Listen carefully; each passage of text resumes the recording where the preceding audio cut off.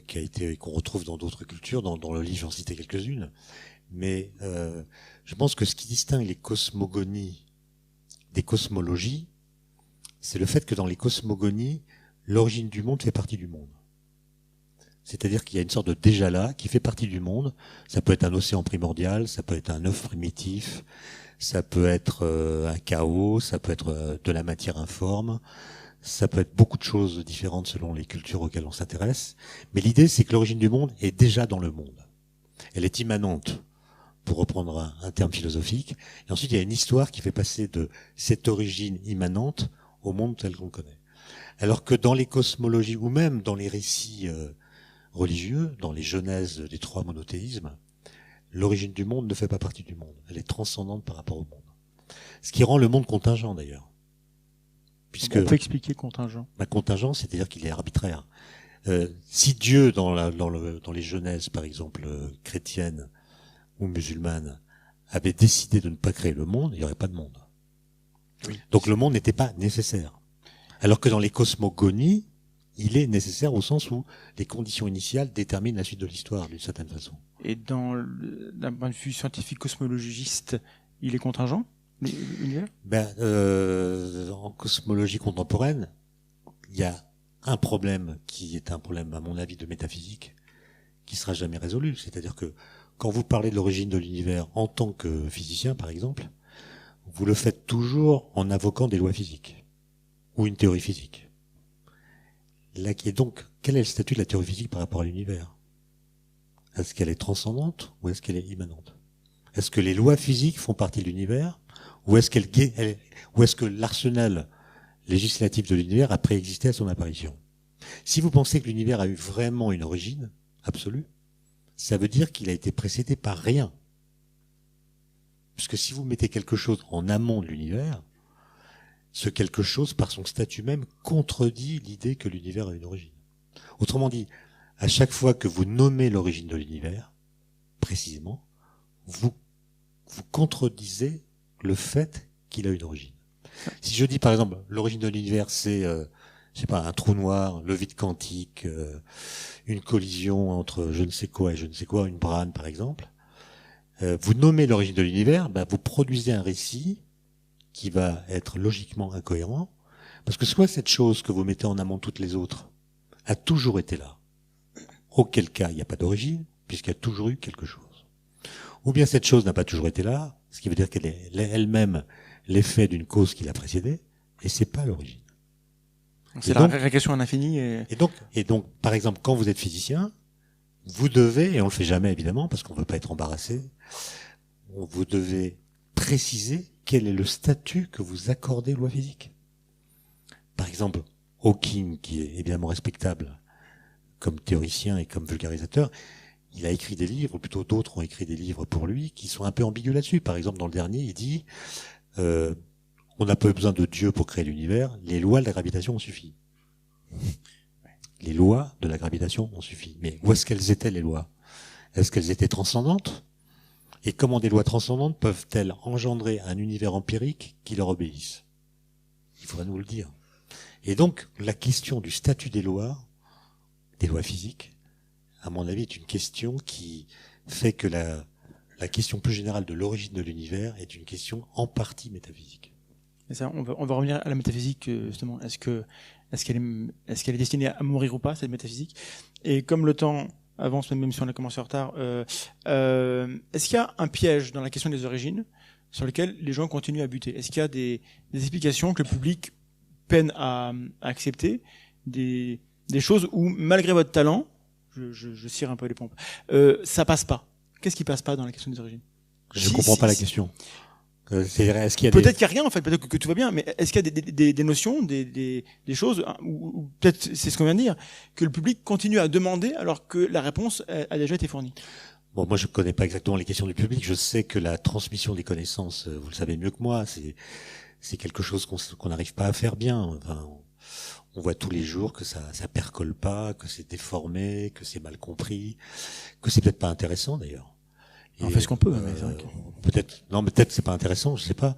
En tout cas, le bilan qu'on peut tirer de la vulgarisation scientifique est pas extraordinaire. Les efforts pour en faire, ils sont bien plus grands aujourd'hui qu'ils l'ont été dans le passé.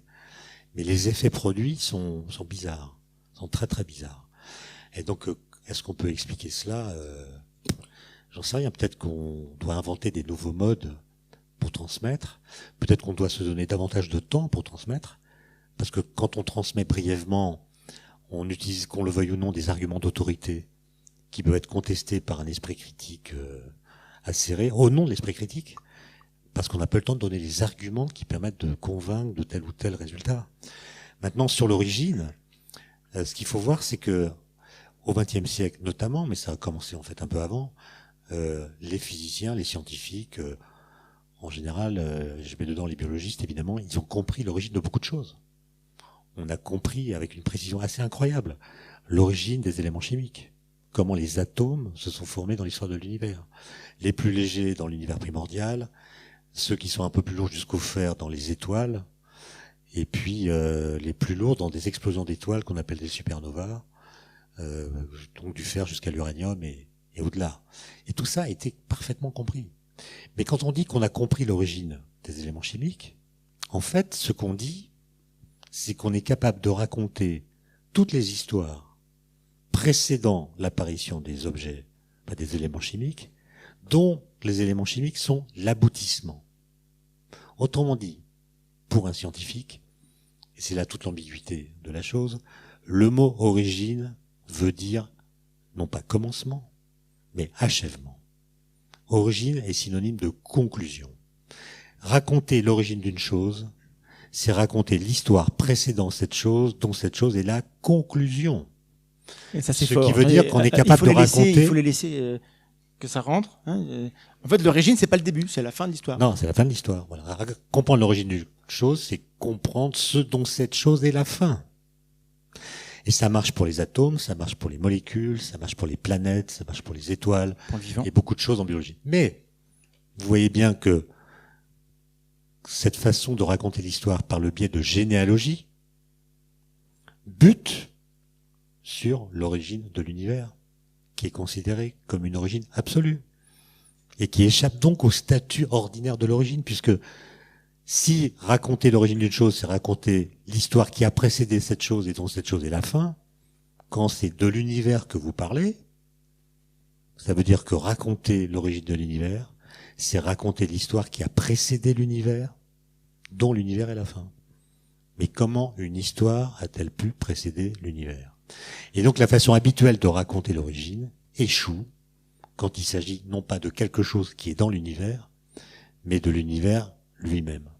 Donc du coup, en 3 minutes, est-ce que le Big Bang, c'est l'origine de quelque chose? Mais pas du tout. Un peu plus long que ça, mais... peut-être alors. Mais non, mais ça fait partie des trucs c'est une question parce que pour le public, quand on dit Big Bang, on a cette image que c'est l'origine de tout. Et c'est sans doute un peu faux. Mais ouais, mais c'est pas faux d'expliquer le contraire. C'est-à-dire que alors vous parliez de la diffusion des connaissances, ce qui est quand même un peu déprimant. Non, parce qu'il a été déprimant en coulisses tout à l'heure. Non. Regardez, on est en 2018 quand même. On est en 2018. Le mot Big Bang est apparu à la fin des années 40. Il a été popularisé dans les années 50. Je le dis pour les plus jeunes. Et c'est quand même incroyable qu'en 2018, on en parle comme en 1950. Notre façon de parler du Big Bang n'a pas changé. Alors que, entre 1950 et aujourd'hui, il s'est passé quand même beaucoup de choses en cosmologie et en physique. Et certaines de ces choses qui se sont passées obligent à repenser notre discours sur l'origine, justement, sur le Big Bang. C'est-à-dire que, et d'ailleurs, c'est assez facile à comprendre. L'argument est très facile à comprendre. L'idée de Big Bang, elle apparaît à la fin des années 40, après que des gens, c'est une longue histoire qui a commencé avec l'abbé Lemaître et d'autres, les gens font des calculs à partir des équations d'Einstein de la gravitation, donc les équations de la relativité générale. On a compris, grâce à des observations, que l'espace s'étend, il y a une expansion de l'univers, on voit les galaxies qui s'éloignent les unes des autres, non pas parce qu'elles se déplacent dans l'espace, elles sont immobiles en fait, mais on les voit se déplacer parce que l'espace qui les sépare se dilate. Ok, c'est la dilatation de l'espace-temps, et c'est cette association entre un fait expérimental, l'univers est en expansion, et des équations de la gravitation d'Einstein qui permettent de faire une cosmologie scientifique. Quand on met les deux et qu'on fait des calculs, eh bien on voit que si on remonte le temps à l'envers, l'univers observable, je parle de l'univers observable, pas l'univers complet, l'univers observable a une taille qui diminue quand on va vers le passé, la densité d'énergie augmente, la température augmente, et quand on extrapole les calculs aussi loin qu'on le peut, on tombe sur ce qu'on appelle une singularité, c'est-à-dire un univers ponctuel, taille nulle, densité infinie, température infinie. Et c'est ça qu'on a appelé le Big Bang, une sorte d'explosion originelle qui engendre tout ce qui existe, et on lui associe l'instant zéro. Et on parlait de culture, comme nous sommes dans une culture qui promeut l'idée que l'univers a été créé, il y a eu aussitôt, même si on s'en est défendu, un amalgame entre le Big Bang tel que je viens de le décrire, et puis le Fiat Lux ou la Genèse, etc., ou l'origine de l'univers. Et donc on a dit le Big Bang c'est l'origine, et ça a créé des discussions intéressantes d'ailleurs. Qu'est-ce qui a fait office d'allumette cosmique? Qu'est-ce qui a provoqué cette explosion? Il devait y avoir quelque chose avant pour le provoquer. Est-ce qu'on peut parler de l'avant le Big Bang? Est-ce que le temps est né avec le Big Bang? Si la réponse est oui, très bien. Si la réponse est non, qu'est-ce qui se passait avant que le Big Bang advienne? Et ça a duré combien de temps? Etc., etc. Donc des questions qui interrogent la causalité de façon intéressante. Et donc ça, c'est plutôt de la cosmologie. oui, mais et en fait, vous avez remarqué quand même que ces questions, on les pose toujours. Oui. Et toujours. On aura des éléments de réponse. En fait, on reçoit Jean-Philippe Usan dans un mois, donc on va pas. Ouais, mais vous n'allez pas attendre Jean-Philippe Usan pour entendre ce que je vais vous dire. On a pris suffisamment de retard. Donc simplement. En fait, parce que moi j'ai d'autres questions, c'est pour ça. Non, mais elle viendra après. On n'est pas aux pièces. Ouais. Il faut répondre à cette question. Vous voyez bien que dans le raisonnement que j'ai tenu, il y a quelque chose qui ne va pas. C'est que, je vous l'ai dit, les calculs de cosmologie sont faits à partir des équations d'Einstein qui décrivent la gravitation. Mais vous savez bien que dans l'univers, il y a d'autres forces que la gravitation. Il y a les forces électromagnétiques, il y a les forces nucléaires. Il y en a de deux types. La faible, la forte, qui ne sont pas décrites par les équations d'Einstein. C'est tout bête. Autrement dit, quand vous extrapolez vers le passé, même si vos calculs sont mathématiquement justes, et ils le sont, il y a un moment où la densité d'énergie et la température sont tellement élevées que les particules subissent toutes les forces, et pas simplement la gravitation. Et donc à ce moment-là, vos équations mathématiquement justes deviennent physiquement fausses, puisqu'elles ne décrivent pas les processus physiques que subissent les particules. Or, les trois autres forces sont décrites par la mécanique quantique, par le modèle standard. Et donc, on sait très bien situer le moment en deçà duquel les équations de la cosmologie classique font faillite. Et ce moment, c'est ce qu'on appelle le mur de Planck. Le mur de Planck, voilà, c'est pas l'origine de l'univers. C'est une sorte de transition qui sépare ce que la physique peut dire de ce que la physique ne peut pas dire. Et donc l'honnêteté intellectuelle, ce serait de dire... Plus qu'un mur physique, c'est un mur qui rapporte aux mur théories cognitif. en face. C'est-à-dire qu'en gros, la relativité d'Einstein, il y a deux constantes fondamentales dedans, qui sont G, la constante de Newton, C, la vitesse de la lumière. C'est une théorie relativiste de la gravitation. Et puis les autres forces sont décrites par un autre cas théorique, où il y a H, la constante de Planck, et C, la vitesse de la lumière. Donc c'est une théorie quantique, relativiste de la matière. Mais il n'y a pas G. Et quand il y a G, il n'y a pas H. Autrement dit, on n'a pas de théorie quantique de la gravitation. Et on n'a pas de théorie unifiée des quatre forces. Donc, en amont du mur de Planck, on peut rien dire. Alors, on tente de dire quand même. Il y a la théorie des supercorps, peut-être qu'il y a des questions. Non. Mais en fait, moi, je fais les réponses et les questions, ça va plus vite. Bah oui, mais ça m'arrange pas, en fait. Ah, mais, en gros, juste pour dire pourquoi c'est pas l'origine, quand vous prenez une théorie qui essaie d'écrire les quatre forces, que ce soit la gravité quantique à boucle, les supercordes ou autre chose, quand vous l'appliquez par des modèles à ce qui s'est passé en amont du mur de Planck, dans tous les cas, la singularité disparaît. Et elle est remplacée par une transition de phase entre un univers d'avant et l'univers actuelle en expansion. Et donc, vous ne pouvez plus dire le Big Bang, c'est l'origine. C'est impossible.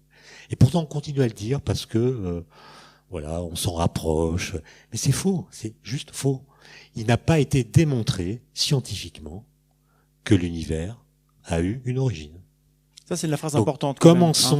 commençons par démontrer qu'il a une origine au sens propre du terme. C'est-à-dire, démontrons qu'il a été précédé par rien.